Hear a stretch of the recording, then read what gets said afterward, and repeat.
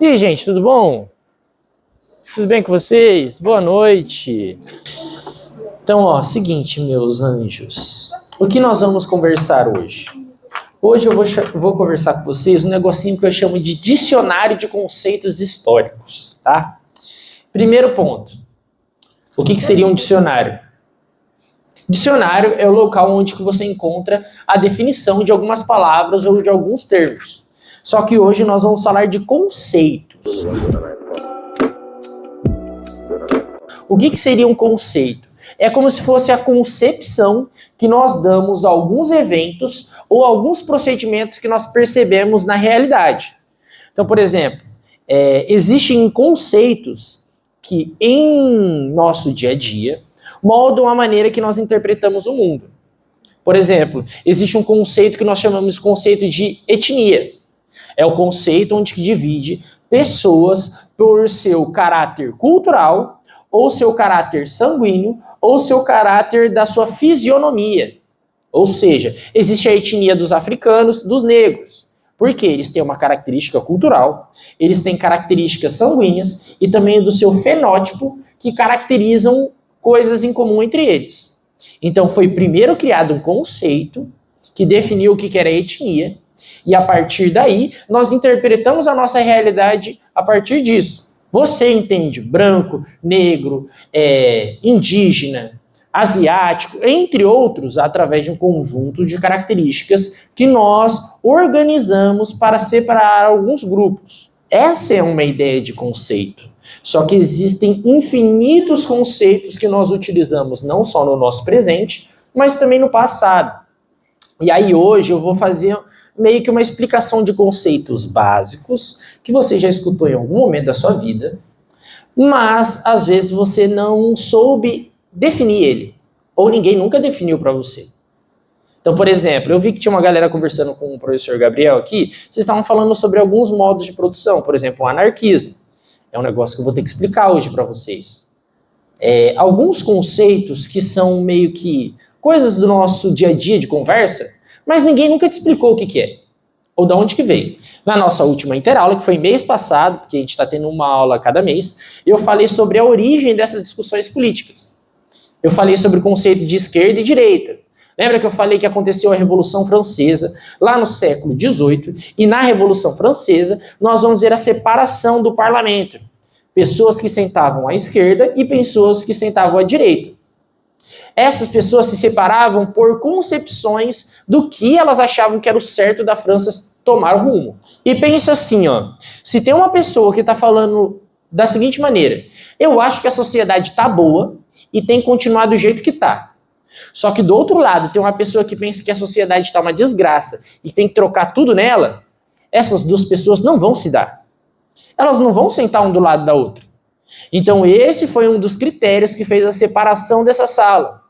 E aí quando os participantes da política ou os comunicadores falavam desse evento, falavam que na direita sentou um grupo e na esquerda sentou outro. Essa separação entre esquerda e direita molda a nossa interpretação da política hoje em dia. Professor, então quem que era essa direita e quem que era essa esquerda? A direita, ela era muito atrelada à figura da monarquia.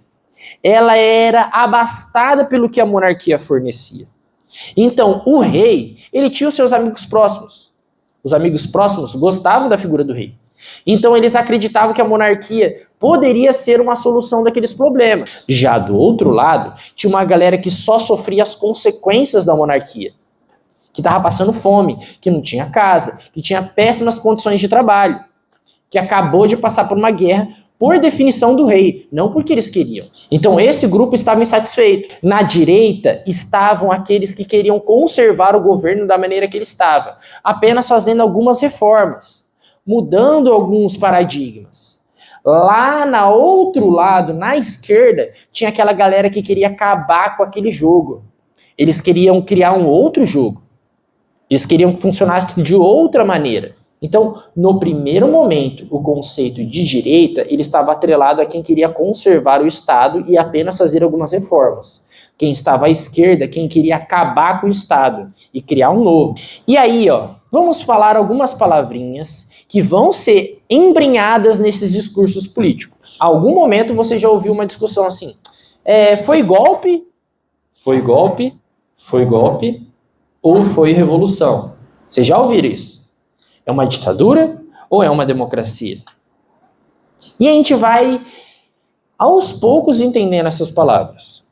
Primeiro, alguém sabe me dizer o que define uma revolução? Por exemplo, esse marco histórico foi revolucionário. Você usou uma palavra muito interessante. Para quem não ouviu, ele disse que revolução seria quando tem uma mudança muito drástica que muda radicalmente a sociedade, que muda aquele sistema. Essa palavra radical a gente escuta várias vezes na política. O que significa radical? Que vai na raiz. Então, por exemplo, imagina aqui, lembra nas aulas de matemática que vocês estudaram radical? Calcular a raiz de um número? É literalmente raiz. Raiz quadrada, raiz cúbica. Então, isso. Raiz é como se você estivesse olhando a sociedade como se ela fosse uma árvore. Nós somos os frutos dela. Ela vem de um tronco, ela vem de alguns galhos. Porém, a raiz dela, onde que ela foi plantada? Que árvore que a gente plantou? Se a gente plantou uma macieira, a gente vai colher maçãs. Então, uma perspectiva radical, ela quer mudar a raiz da situação. Ela não quer mais ser uma macieira. Agora, ela quer ser outra árvore. Então, essa é uma perspectiva radical. Agora, nós vamos para outra palavra que a aluna falou. Algo extremo. Pensa assim, nós estamos numa árvore. E em um local, nós vemos a raiz. Onde que seria o extremo? O tronco. O tronco ou o topo da árvore ali, os galhos, as folhas? Então, o extremo seria lá no topo daquela árvore, nos galhos, nas folhas. Então, seria a perspectiva extrema chegar ao máximo naquele topo daquela árvore. Ao máximo do que aquela árvore consegue oferecer. Então, percebem, o uso do termo de uma maneira equivocada, às vezes dá para você trazer vários sentidos diferentes. Então, o radical é aquele que quer mudar a raiz do problema. Aquele cara que é extremista, ele quer levar a árvore a produzir o máximo possível. Que quando ela estiver produzindo o máximo possível, todas aquelas nossas necessidades serão supridas. O problema não está na árvore, é o quanto que aquela árvore está produzindo, ou o quanto que ela está dando frutos. Essa é uma perspectiva de extremista. Vocês já viram esses discursos. Então, por exemplo, às vezes você já viu na televisão algum grupo que tem uma perspectiva extremista religiosa, ela não quer que a religião dela seja reelaborada ou que a sociedade se reelabore para aceitar a religião dela. Não. Ela quer que a lei da religião dela seja colocada ao máximo. E se você não aceitar, você morre. Essa é uma perspectiva extremista. Uma perspectiva radical é entender qual que é a origem dessa ideia. Por que tem pessoas que acham que o mundo não vai para frente porque as pessoas não estão adorando tal Deus? Voltando, agora a palavra de revolução. Você deu uma ideia muito boa, que é uma alteração que muda drasticamente a sociedade. O termo revolução, em vários momentos da história, ele teve sentidos diferentes. Por exemplo, um dos momentos tratava a revolução como se fosse o retorno a algo que estava perdido. Como se fosse um renascimento. Hoje em dia, a ideia de revolução é uma alteração na sociedade onde que cria um marco zero. Existe um mundo antes e um mundo depois daquilo. E será quase impossível nós retornarmos aquilo que nós tínhamos antes. Por exemplo, depois que inventaram o smartphone, nunca mais você pensou em comprar aquele Nokia tijolão. Depois que inventou o smartphone, o uso do 3G, quando foi a última vez que você mandou um SMS? Os jovens aí, vocês sabem o que é SMS? Vocês não sabem o que é mandar uma mensagem, e aí depois a pessoa mandar uma outra mensagem que ela mandou antes, só que chegou depois, e a conversa fica toda perdida. A gente tem a invenção do smartphone.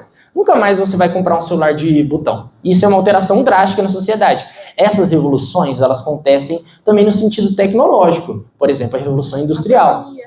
Depois que nós saltamos do artesanato, que é a produção manual única de um produto, e fomos para a manufatura é quando eu pego um procedimento de produção de um tênis, e ao invés de eu ir lá, tirar o couro do animal, curtir o couro, arrumar um material, costura, fazer todo o procedimento do sapato, ao invés de fazer tudo, eu vou na loja do sapateiro, eu compro só o couro, depois eu compro o cadarço, depois eu compro a linha, e aí depois eu faço cada um desses procedimentos. Isso chegou na manufatura.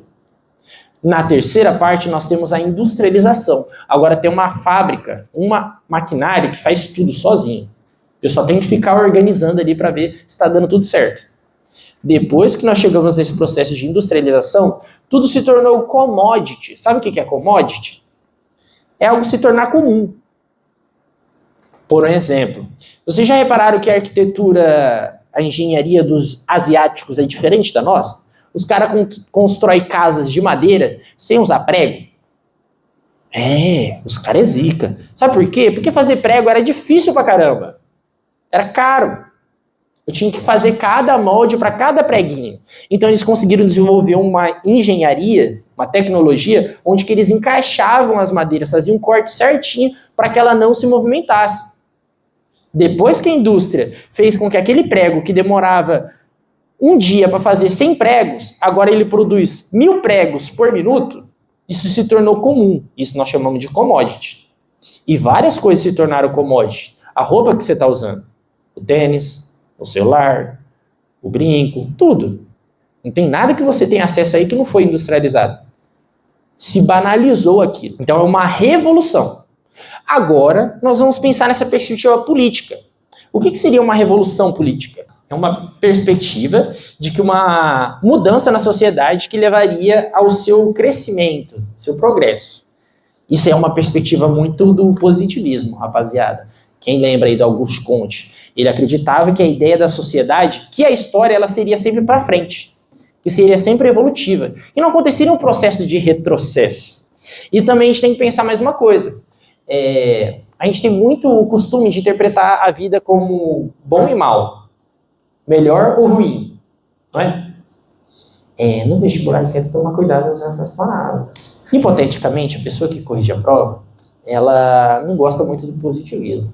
Ela não gosta de colocar esses termos, tá bom? Gosto de você, viu? Tá. Continuando. Então, a ideia de uma revolução política, ela seria uma mudança que acontece em um local onde que ela interfere não só nela, mas em outras sociedades. Por exemplo, a Revolução Francesa. Ela é chamada assim porque ela tira a monarquia, a nobreza do governo, e ela substitui ela pela burguesia. O problema dos burgueses não era o Estado em si, era quem que estava governando o Estado. Então eles queriam alterar as peças do jogo. Tudo bem? Os burgueses queriam ter mais participação política. Lembra das ideias do Adam Smith, do liberalismo político? A ideia da liberdade individual, do usufruto da propriedade? Os burgueses estavam interessados em produzir o máximo e que o Estado não interferisse. A monarquia e a nobreza interferiam o tempo todo. Então eles fizeram uma revolução, uma mudança de peças. Na França, eles mataram a família real. Lembra da Maria Antonieta? Lembra do Henrique? Foram todos de arrasta para cima. Agora, lá na Inglaterra, é outra história.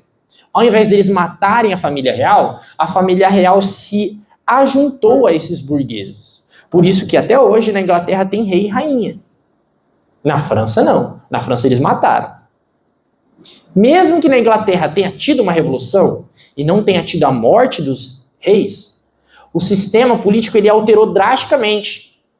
É impossível hoje nós visualizarmos o retorno da monarquia como que ela era antes no absolutismo. Porque a nossa sociedade mudou o paradigma que nós entendemos o mundo. Ninguém mais quer voltar para aquilo que tinha antes. Porém, naquele período, muita gente pensava assim, mas é a monarquia, né? A gente nunca vai derrotar o rei. Isso nunca vai mudar. Mudou. Então isso é uma perspectiva revolucionária. Essas perspectivas revolucionárias, elas mudam de acordo com o período histórico. Agora, o que seria um golpe? Um golpe de Estado, vou deixar um jeito bem fácil de vocês entenderem. Imagine que a sociedade, ela como se fosse um jogo de xadrez.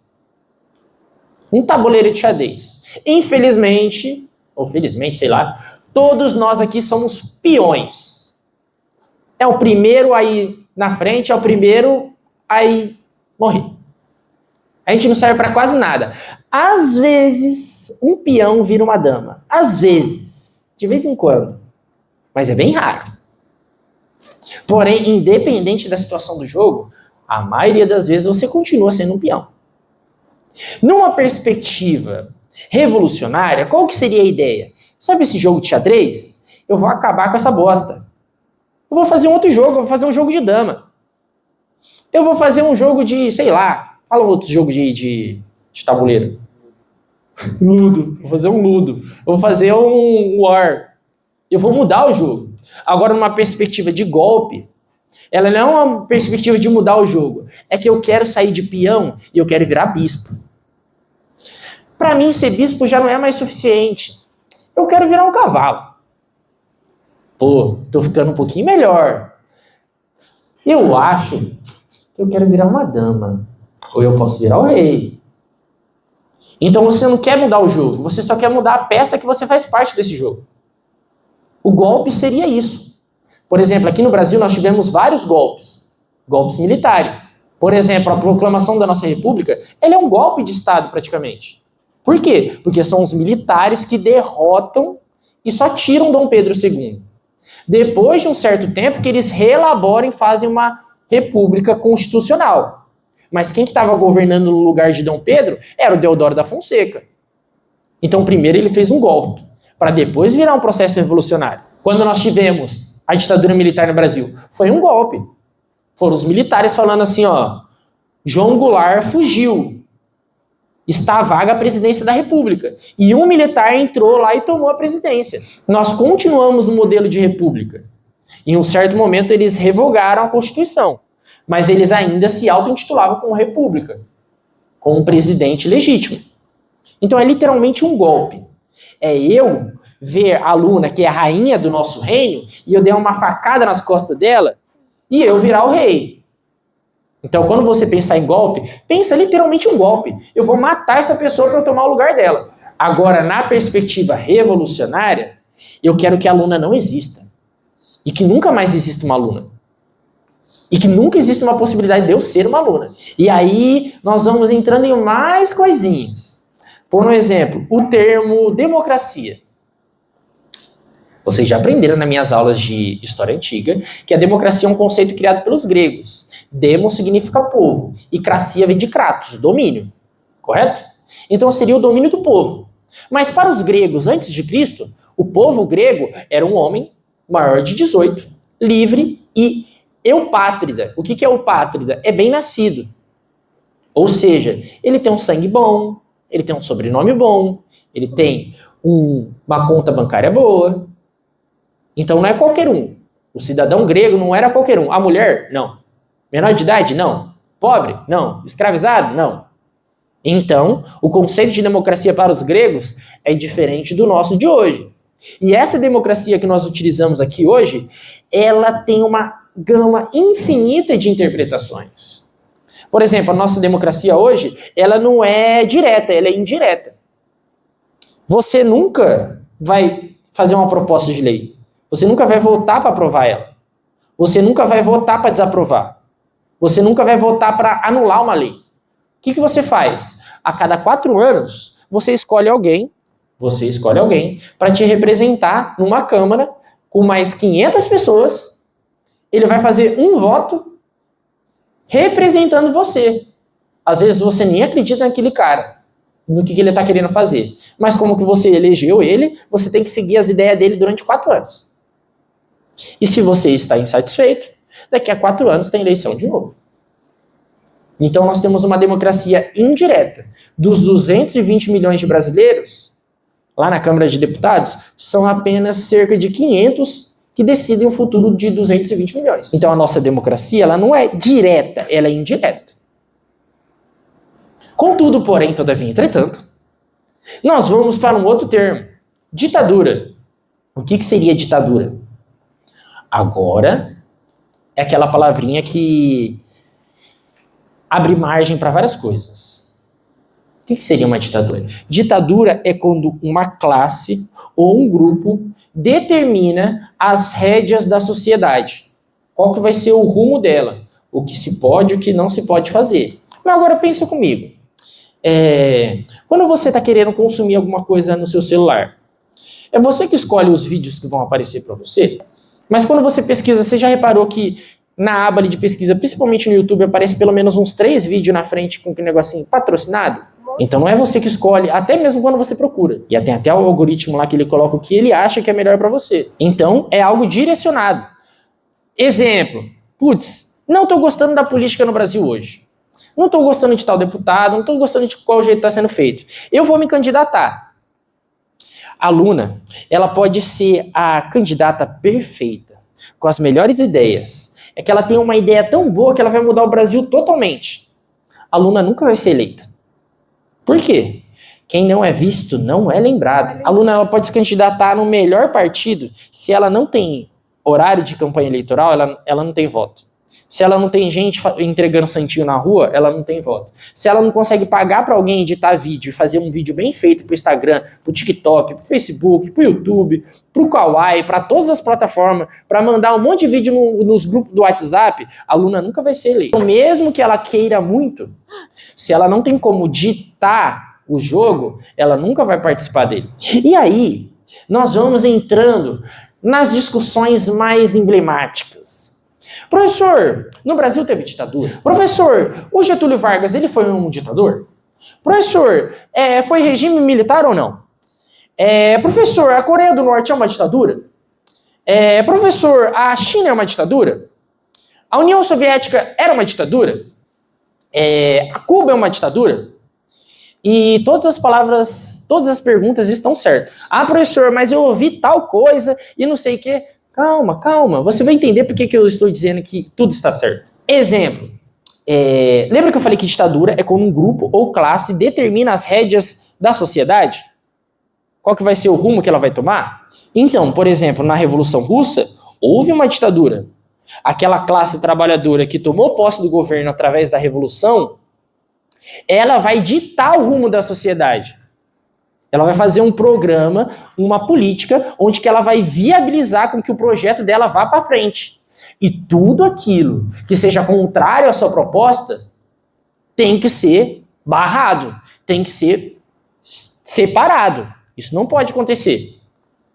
Por um exemplo, eu posso ser a pessoa mais insatisfeita com o governo brasileiro. Eu nunca posso falar que eu quero destruir o governo brasileiro, que eu quero acabar com o Estado. Por quê? Porque eu estou indo contrário ao interesse do grupo dominante, do interesse do grupo republicano. Se eu fizer isso, eu vou preso, porque eu vou estar atentando contra a nação. Então é uma imposição ditatorial. Eu não posso questionar o modelo vigente.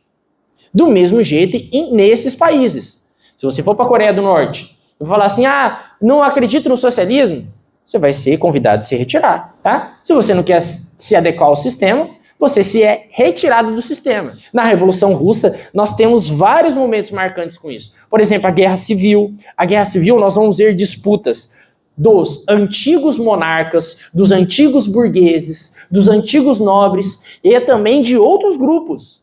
Quem estava conversando com o Gabriel aqui, ele estava falando sobre os anarquistas. Os anarquistas e os socialistas quebraram o pau. Os anarquistas entraram na guerra contra os soviéticos. Os anarquistas perderam. E assim por diante. E mais uma coisinha, só para vocês entenderem. Professor, mas eu estou estudando esses negócios de esquerda. E aí, para mim não faz muito sentido, porque sempre falaram para mim que o socialismo, o comunismo, eles são perspectivas de igualdade social. Que aí todo mundo vai ter liberdade. Calma. A gente tem que entender qual que é a ideia de liberdade que você está falando. E qual que é a ideia de igualdade? Porque o velhinho do Karl Marx, ele nunca disse sobre igualdade no socialismo. Ele nunca disse sobre igualdade no comunismo. Sabe por quê? Porque nós não somos iguais. Eu, como professor de história, eu não sou igual ao médico. A função social minha como historiador é uma, a do médico é outra. E eu não posso avaliar nós dois com o mesmo parâmetro. Eu posso entender que a minha função ela tem muito valor.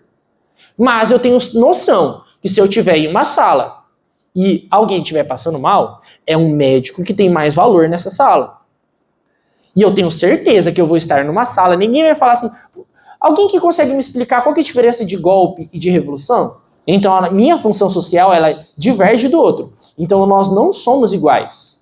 Porém, todavia, entretanto, o que o velhinho do Karl Marx e do Mikhail Bakunin, um anarquista, vão falar é de que a nossa sociedade ela mantém e ela perpetua essas desigualdades por escolha. Eu te privo de um dia ser médico. Então, o que eles buscam é a equidade. O que é equidade? É a busca de oportunidade para todos. Pô, vocês já pararam para pensar? Você tá vindo aqui estudar num cursinho de noite, depois do trampo, depois do estudo, para você um dia entrar na faculdade para começar a estudar, pô, isso é um absurdo, velho. Tipo assim, não é que eu tô forçando você a querer estudar, é você que tá querendo estudar. Tipo assim, sabe, é contraditório. Então quer dizer que a educação ela não é para todos, é para quem tem a condição de passar nessa prova. Então a ideia de equidade é eu acabar com o vestibular e todo mundo entrar na faculdade. Se você estiver na faculdade e estiver sofrendo lá, penando para terminar o curso, aí você vai ter que se esforçar, vai ter uma equipe para te ajudar e tal, mas eu não posso te privar de um dia entrar no curso que você quer, porque eu tenho que pelo menos te dar oportunidade. Se você não está conseguindo, é outra história. Agora, eu não deixar, então a perspectiva é da busca da equidade, tá bom? E o fim das classes. Tanto os comunistas, tanto os anarquistas buscam o fim da divisão de classes. O Karl Marx achava que a sociedade ela era dividida entre aqueles que oprimiam e os que eram oprimidos, os donos do meio de produção e os que vendiam a sua força de trabalho no meio de produção. Na perspectiva revolucionária, a ideia era de acabar com os meios onde que a classe dominante utilizasse para oprimir a classe oprimida. E é por isso que numa perspectiva revolucionária, a classe dos burgueses ela é perseguida. Por quê? Porque ela representa a opressão que os ancestrais passaram. E uma opressão possível de acontecer. Gente, quando teve a Revolução Russa, e aí vocês estudam no vestibular sobre a Guerra Civil Russa, vocês escutam assim, eram os bolcheviques contra os mencheviques. Não, gente. Era a Rússia bolchevique contra 21 nações. 21 países financiaram a guerra contra a Revolução Soviética. O que a França, a Inglaterra tem a ver com os russos? O dinheiro do russo. Eles não estão preocupados se o russo está passando bem ou mal. Eles estão preocupados com o mercado consumidor da Rússia. Por exemplo, está tendo a guerra na Palestina. Os Estados Unidos, Inglaterra, França, ninguém está preocupado com Palestina. Eles estão preocupados com quem? Com o israelense, porque é a população que mais compra a arma deles. Então a ideia não é por um cenário de necessidade ou de organização política, mas sim um interesse de classes. O que o velhinho do Karl Marx falou. Professor, eu não entendo a sociedade dividida em camadas. Tudo bem, mas você tem que entender que existe um grupo regente em cada uma das sociedades e que atende os seus próprios interesses ou o interesse do seu grupo. Isso é fato. Não tem como a gente negar. Quem está sentado lá no parlamento, ele está atendendo ao interesse dele ou de quem está bancando ele. Ou da ideia que ele acredita ser a correta. Tanto no Brasil, tanto em qualquer lugar do mundo, existem implementações ditatoriais. Por um exemplo, os Estados Unidos não é a terra da liberdade? É o país que também proibiu o TikTok lá. E não é porque o TikTok estava matando alguém. É porque o TikTok estava ameaçando a hegemonia dos Estados Unidos. Como assim você não está vendo mais Reels? Como assim você não está vendo mais o YouTube? Você está preferindo ver uma plataforma chinesa? Não, aqui não. Então eu vou tirar. Isso é uma imposição ditatorial. Mais uma vez, não olhem mais a sociedade e a história no preto e no branco. É tudo misturado. Tudo misturado. E a maioria das vezes é sobre discurso social. A maneira como que eu me importo. Então, por exemplo, eu chegar com um discurso político. Eu sou uma pessoa isenta dessa situação política. Eu não sou de um lado nem do outro. Eu sou contra tudo isso daí. Eu sou contra a corrupção.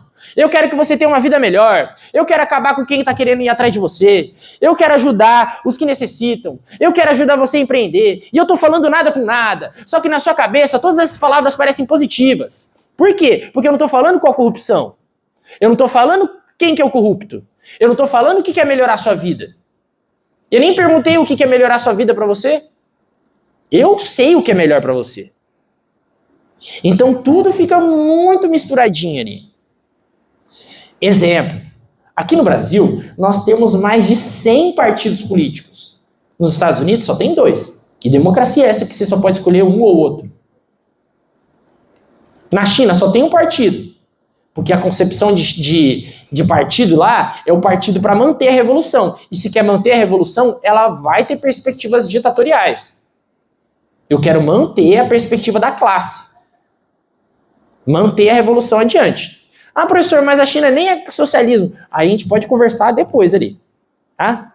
Mas dali, na perspectiva, eles se dizem como socialistas.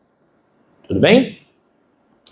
Professor, você falou esses termos e você não explicou o que é eles. O que é socialismo, o que é comunismo, o que é anarquismo, o que é republicanismo. Tudo isso eu vou explicar, tá? Primeiro, socialismo. Socialismo, ele é uma teoria desenvolvida por vários autores. Ela vai se consolidar na contemporaneidade com o Karl Marx. O Karl Marx vai pegar o socialismo utópico e ele vai transformar no socialismo científico. A ideia dele é de que através de uma revolução, ou seja, virando o Estado de cabeça para baixo, colocando quem estava embaixo em cima, nós conseguiríamos construir uma sociedade em busca do comunismo. E a perspectiva é o fim dos meios de produção e a classe que utiliza deles. E quando eu digo fim da classe, eu não estou falando em pegar todos os burgueses e matar eles. Eu quero extinguir a classe. Por quê? Porque esse burguês que nunca trabalhou, ele vai ter que trabalhar igual nós, que trabalhou a vida inteira. Ele não é melhor que ninguém. Se ele passou 30 anos sem produzir, agora ele vai produzir. E se ele não quiser, eu vou prender ele para botar ele para produzir. Ah, professor, você está sendo contraditório. Depois, você pega lá, Constituição da União das Repúblicas Socialistas Soviéticas. Se eu não me engano, é o 5º artigo. É o 5º artigo da Constituição. Está escrito lá, quem não trabalha, não come. Ah, e tem uns incisos, quem está impossibilitado de trabalhar, aí tem um apoio estatal e tal, etc. Mas a ideia é, o burguês que nunca trabalhou, que ele só te forçou a trabalhar para ele, agora ele é obrigado a trabalhar. E se ele não trabalha, ele não tem comida no prato dele. Essa era a perspectiva. Então era algo imposto. Na ideia do Karl Marx era o quê? Com o avanço da perspectiva da ideologia socialista e a expansão dela, o socialismo iria conseguir consolidar nas mentes e nos corações do mundo inteiro a perspectiva revolucionária. E um dia o capital seria suprimido pela ideia da função social da produção do trabalho. Eu vou produzir para a sociedade, não pelo capital. E por que ele achava que tinha que manter um grupo dirigente da revolução ao invés de acabar o Estado de uma vez? Porque ele sabia que se acontecesse a revolução em Londrina, Cambé ia continuar capitalista. Ibiporã, Rolândia, Astorga, Arapongas. Então elas iriam ver Londrina com os olhos cheios. Como assim tem uma terra ali que ninguém é dono? Como assim tem gente que trabalha e ninguém fica com o produto do trabalho deles? Então as cidades vizinhas iriam se organizar para suprimir a revolução. E é o que acontece. É o que aconteceu. Na ideia dele, com o avanço das revoluções no mundo, iria ser instaurado o comunismo, que é o fim do Estado. Essa é a perspectiva resumida do Karl Marx. Depois nós temos o Mikhail Bakunin, o anarquista. Para o anarquista, ele também entendia a luta de classes. Só que ele não acreditava no, como que eu posso dizer, período de transição do socialismo. Para ele, a ideia de que o Estado deveria acabar no momento da revolução. Ninguém deveria reger a sociedade. Nenhum grupo. A sociedade em si se regeria. E aí um exemplo que eu citei aqui é Rojava. Rojava, ela é uma perspectiva revolucionária, anarquista, que começou a ser implementada, se eu não estou enganado, em 2017. É muito recente. É na região do Kurdistão, dos povos curdos. Tá? Fica entre a Turquia e o Irã. Ainda tem um terceiro país lá que eu sempre confundo. Quem que foi o cara que levou à frente disso na perspectiva ideológica, seguindo as ideias do anarquismo? Foi o Abdullah Öcalan. Tenho certeza que você nunca ouviu falar dele. O Abdullah Öcalan, ele foi preso há alguns anos, ele tá lá na Turquia. Acredita-se que ele tá vivo ainda. Por quê? Porque desde que ele foi preso, nunca mais encontraram ele. Nunca mais viram ele. Nunca mais falaram com ele. Então, ainda se acredita que ele está vivo. Qual que foi a teoria que o Abdullah Öcalan desenvolveu? É o confederalismo democrático. Qual que era a ideia dele? De uma revolução ambientalista, feminista e totalmente sem Estado. Então, na região de Rojava, onde que não é um Estado, a sociedade se autorregula. Então, a força é da sociedade. A política é da sociedade, a economia é da sociedade. Então pensa assim, ó, aqui no CPV, nós temos 25 mil reais. A gente ia sentar numa mesa, todo mundo ia falar o quanto quisesse. E aí no final a gente fala assim, ó, O que a gente tem que gastar esses 25 mil? A gente vai fazer uma creche? A gente vai investir na parte de tratamento médico? A gente vai investir na parte militar? A gente vai investir na parte de educação? Depois da reunião, ia ser direcionado para cada função de trabalho. Então, por exemplo, você que tem aptidão com parte de saúde, você vai lá no sistema de saúde ajudar o pessoal na medicina. Você tem aptidão para a parte de educação, você vai lá participar também. Essa é uma perspectiva do anarquismo. E mais uma coisa, os revolucionários da esquerda radical, eles têm uma ideia de que, na nossa sociedade contemporânea, o que acontece? Na monarquia, na república, na ditadura, em qualquer outro modelo político, o que rege a sociedade é o monopólio da violência. Já ouviram falar disso? O que é monopólio? Mono e pólio. É um domínio único, é um controle único. Então, o monopólio da violência seria o uso único da violência por um grupo. No Brasil, nós temos o monopólio da violência. Quem que tem o monopólio da violência? A PM. Porque, por exemplo, Luna, eu não posso chegar aqui com um revólver e botar a arma na tua cabeça. Mas um PM pode. Aí é mais pra frente. Eu e você, a gente não pode andar armado e usar dessa violência. O Estado pode. Então ele tem o monopólio da violência. Na perspectiva revolucionária, isso não deveria existir. Na ideia da revolução, é de que a sociedade construiria, na perspectiva conceitual e ideológica, os seus modos de defesa. Por quê? No princípio era assim. O início das organizações sociais eram dessa maneira. Era eleito quem poderia fazer a defesa da sociedade ou não. Quem iria atacar ou não. Agora não é você que elege quem que faz a sua segurança. E não é você que elege quais são os modos de segurar. Por exemplo, no Brasil, não sei se vocês sabem desse dado, o Brasil é o único país do mundo que existe PM. Uma polícia militar. Força militar, ela é criada para suprimir uma ameaça externa. Ela não é criada para suprimir uma ameaça interna. Por que no Brasil é o único país que é criado uma força militar para suprimir uma ameaça interna? Porque essa PM existe desde a escravidão.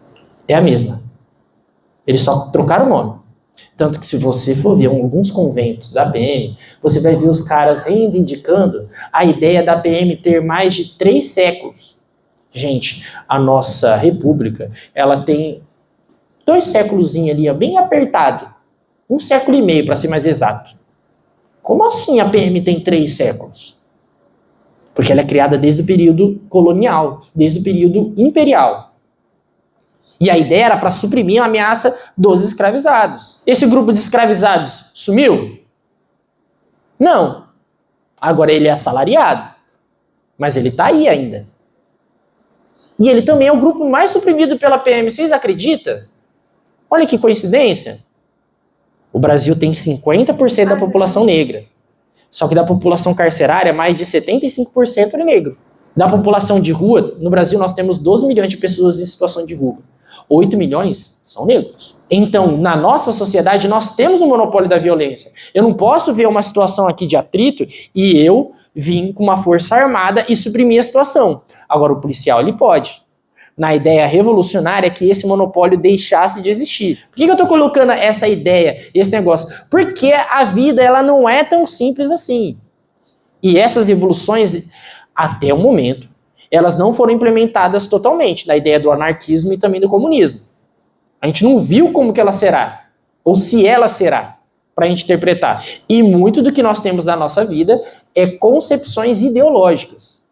É o que está na sua cabeça e é o que você acredita que será, não o que ele é. Outros conceitinhos de história que vocês podem se confundir e eu vou explicar com bastante calma.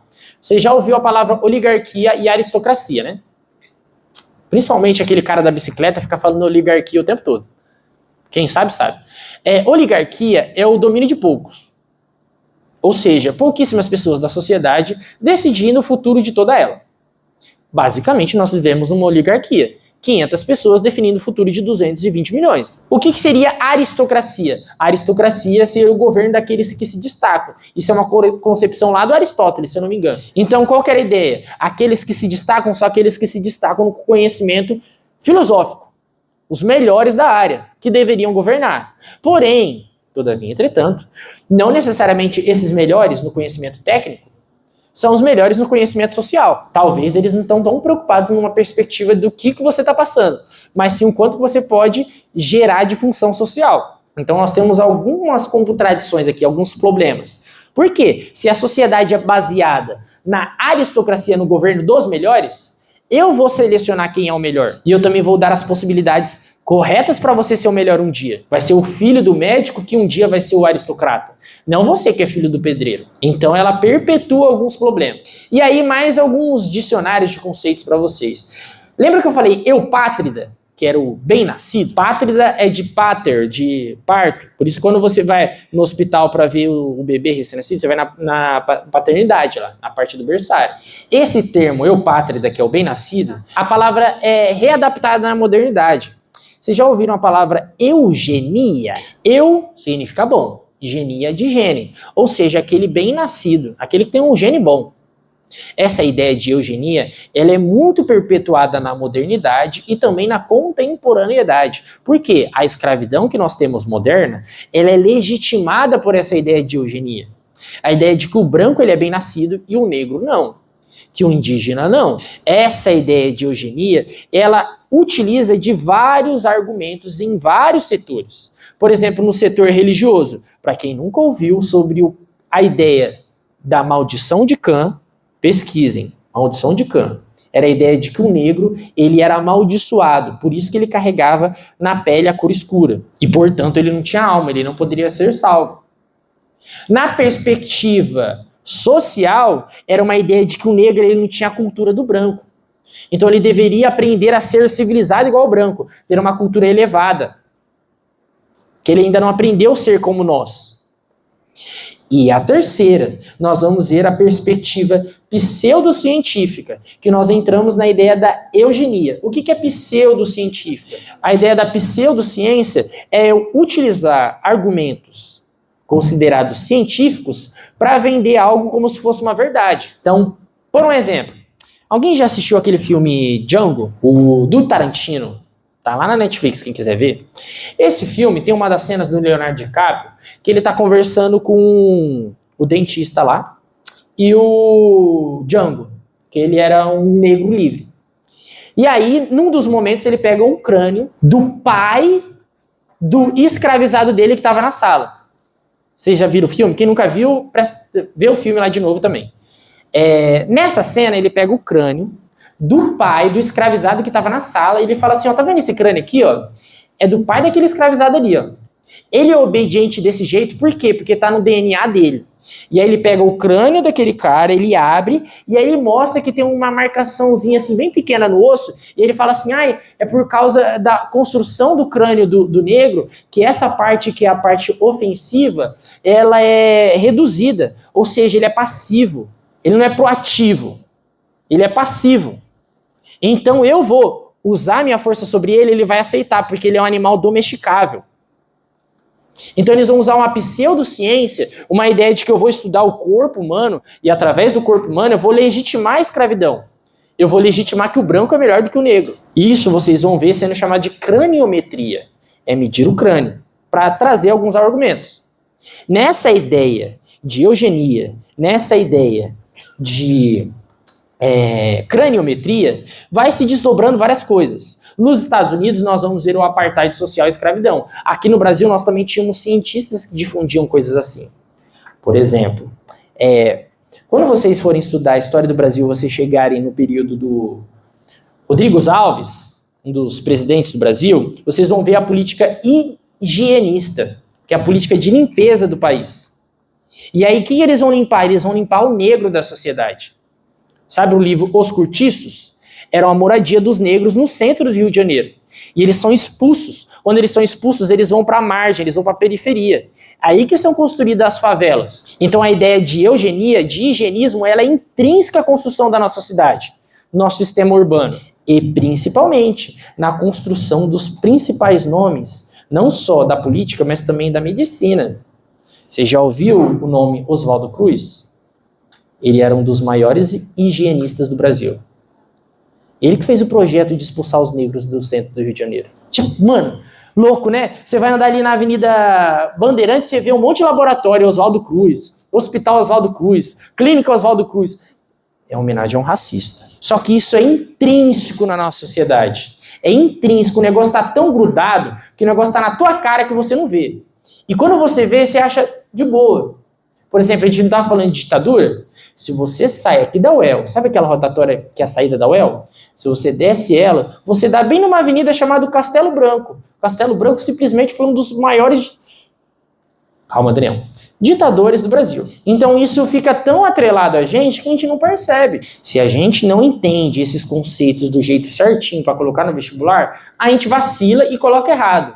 Se você coloca extrema e radical no momento errado, você perde nota. Se você escreve revolução ao invés de golpe, você perde nota. Se você define socialismo de uma maneira errada, você perde nota. Então, toda vez que você ouvir uma palavra de senso comum, pensa 2 vezes antes de escrever ela. Ou pesquisa ela antes de falar. Fechou? Quem tiver dúvida é só conversar comigo lá fora.